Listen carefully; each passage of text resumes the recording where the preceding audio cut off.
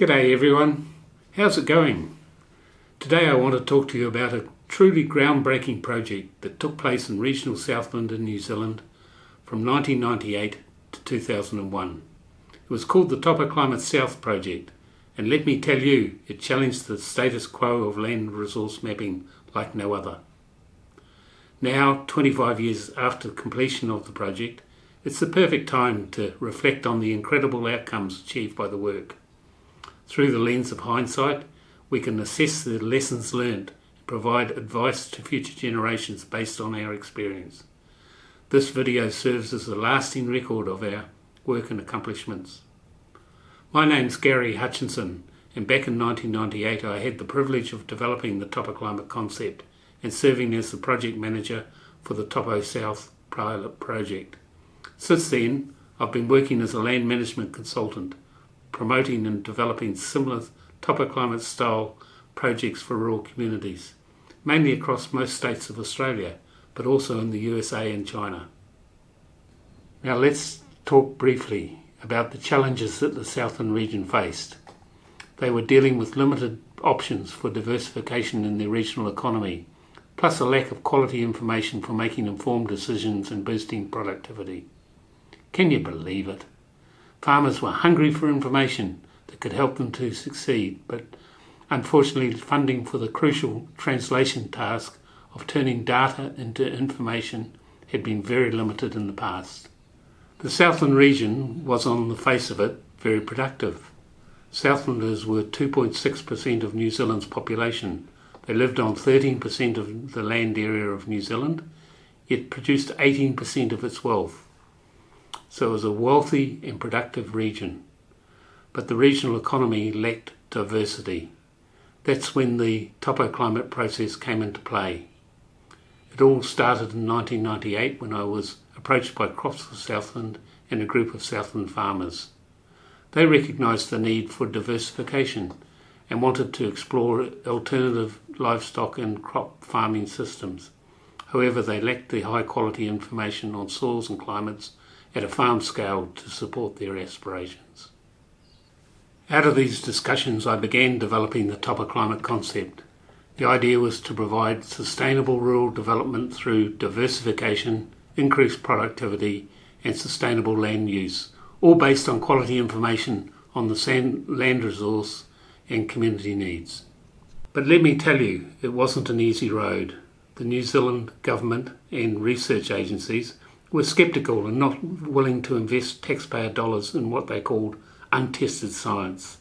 So Southlanders were initially left on their own with the wider community fully expecting them to fail, to clear the huge hurdles of funding, agency support and community support required to get a project to the starting line, let alone to a successful outcome. However, the Southlanders took matters into their own hands, raising $4.8 million from local sources to fund the project. That's right, $4.8 million. They showed incredible dedication and focus. They entrusted me with the task of managing a large-scale mapping program to provide Topoclimate information to the 4,500 farmers in the district. This was an unprecedented challenge. No local community had ever undertaken such a mapping program without government assistance.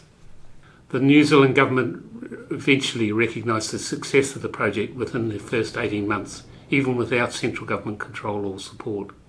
With the election of Prime Minister Helen Clark, the government started negotiations with the local trust operating the project to invest in its work. By November 1999, shortly after becoming Prime Minister, she secured the government's 40% share in the Topoclimate South project. Prime Minister Clark had been a champion for Topoclimate ever since her visit to the project in 1999 as leader of the opposition. Prime Minister Clark remained personally involved in the project till its completion in November 2001 and was the guest of honour at the celebration dinner. Through the use of emerging GPS and GIS technologies, we developed innovative ways to map soils and microclimates at a farm scale. It was a game changer. We drilled soil auger holes, GPS located each site and incorporated the data into our project GIS system. This resulted in improved quality and accuracy of soil information that was previously lacking for decision making at the farm scale. 35 different soil maps, like this soil map of the Heriot district, were produced for all the farmed areas in Southland. The improved quality and accuracy of the soils information produced can be demonstrated in this small sample area near Wallace-town. In the former soil mapping of the area in 1968 by the DSIRO Soil Bureau, the soil was mapped at 1 to 250,000 scale, and only 6 different soil map units were identified, linked to 5 different soil types. There were very limited profile descriptions and chemical properties shown on these maps, and the information was just not suitable for decision making at the farm scale. Topoclimate South auger description points drilled over the area are shown in yellow. There were 201 described observations in the small sample area, or on average 1 observation every 17 hectares. Information was collected at every auger point on the physical parameters as listed here: drainage, texture, stoniness, etc. Typical profile descriptions were completed for each soil type in red. There were 4 fully described profiles in this small area alone. That's 1 profile for every 850 hectares on average. Other chemical information, as listed here, was also collated as part of the profile descriptions. All this data was combined into the Topoclimate South soil map of the area at 1 to 50,000 scale. 42 different soil type map units were identified from 19 different soil types, and full chemical and physical properties were delivered for each soil type. The information became suitable for decision making at the farm scale, and now has been used by farmers in this area for the past 25 years. But we didn't stop there. We also focused on mapping microclimates because, let's face it, the climate plays a huge role in farming. We collaborated with commercial companies and developed technologies capable of measuring temperatures in farming situations. We found an economic, waterproof, weatherproof, lithium battery-operated temperature recorder capable of recording and storing 6-minute temperatures for 4 months before needing any downloading, and a manufacturer willing to produce these to our specifications and standards and to brand them with our Topoclimate brand. Murray Ballantyne, Topoclimate South Trust Chairman and a beekeeper, referred to this example of how the microclimate information can be used. He ran 2 sets of hives in the Winton area at the points marked A and B on this map, but always noticed that the bees at site A always produced about 20% less honey when the same hives were put in site B. When we looked at the microclimate maps for the 2 sites, he started to understand why. Site A received significantly less annual heat than site B. The bees at site A were using more of their energy just keeping warm rather than just producing honey. By moving his hives up 2 paddocks up the hill, he could earn enough extra in honey production to pay for all his varroa costs for all the hives. While microclimate mapping has yet to be fully utilised in the Southland region, it's worthwhile showing you how the principles have been further developed and applied in various Australian farming and horticultural communities. For example, the calculation of spatial minimum chill-out maps from temperature data in apple orchards in the Stanthorpe region has identified suitable areas for different apple varieties based on their minimum chill-out requirements. In this graph, the chill-outs for 8 varieties of apples from Red Delicious to Granny Smith's are shown as bar graph values, along with the chill-outs from the 9 different temperature data loggers in the middle of the graph. In only 4 of the 9 logger sites are measured chill-outs sufficient to grow commercial crops of many of these apple varieties. So what was finally done with the project? We ended up mapping soils and microclimates over 820,000 hectares of land in Southland over the 3.5 years of the Topo South project, and we produced 72 different soil and microclimate maps for each district in the region.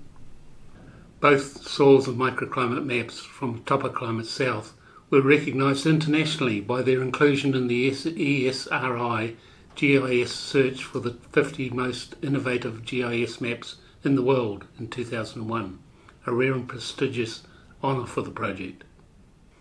The digitisation of the soil maps created a lasting legacy from the project, supporting farmers, fertiliser companies, banks, valuers and real estate professionals in their decision-making processes.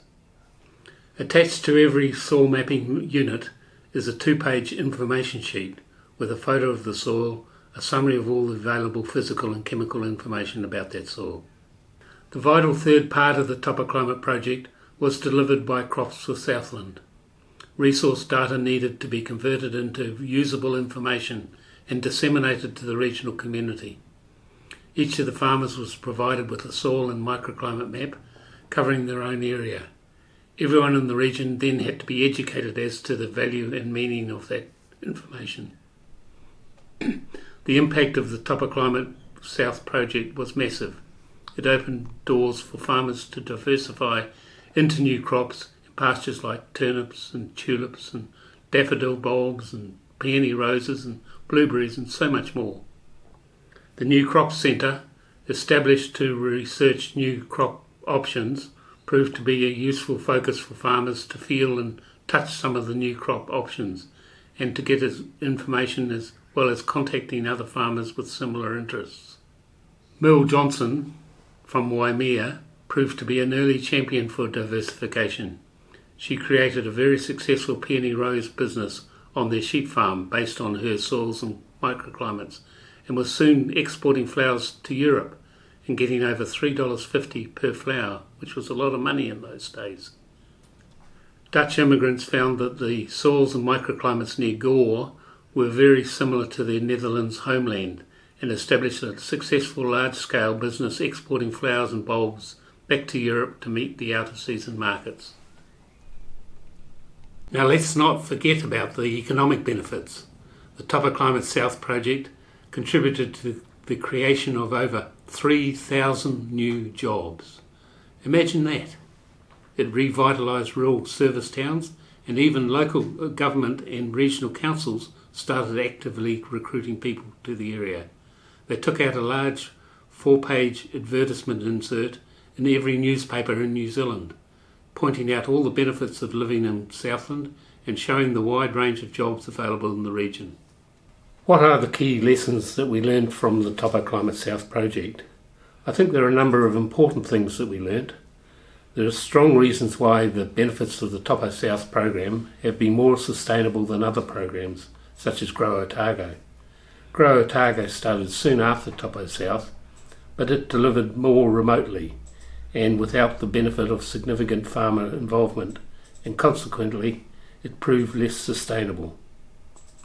Understanding these key principles will ensure better and more successful implementation of future Topoclimate style programs.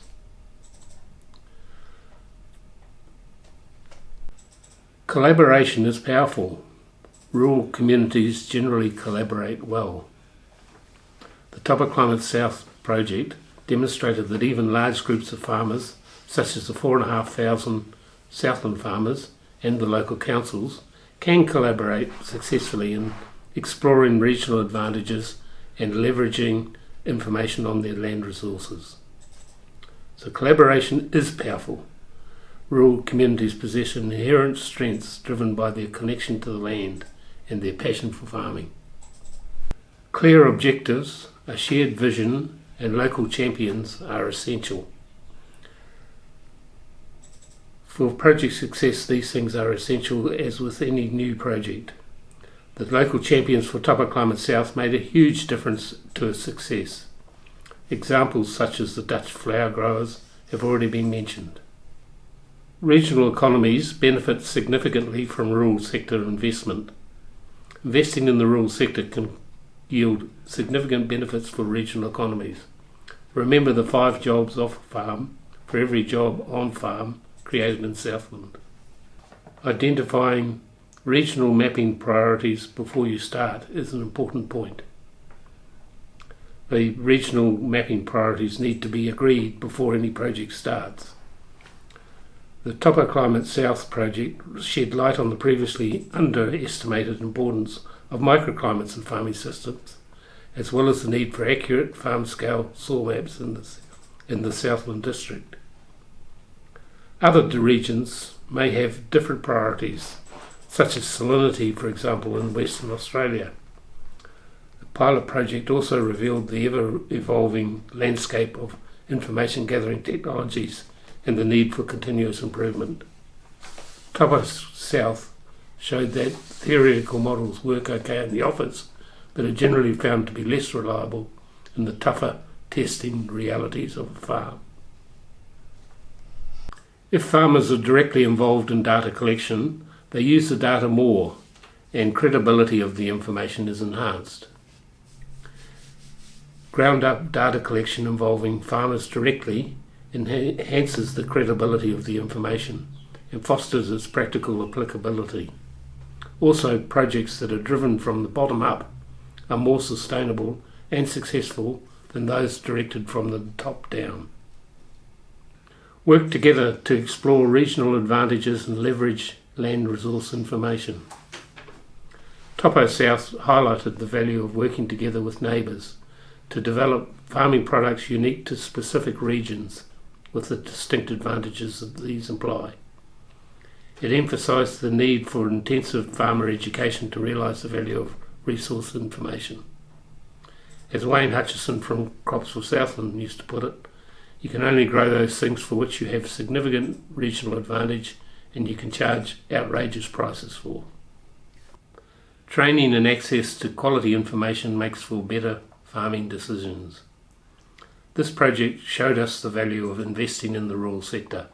It can truly yield significant benefits for regional economies. We realised that when farmers have access to quality information and are educated about its potential, they can make better decisions and they achieve amazing results. I would like to express my gratitude to the individuals and organisations who contributed to the success of the Topo South project. Mayors and councillors of the 5 supporting councils, the Southland Community Trust and the board members of Crops for Southland and Topoclimate South all played pivotal roles. Special recognition goes to Colin Ballantyne, who championed Topoclimate South to the Community Trust of Southland.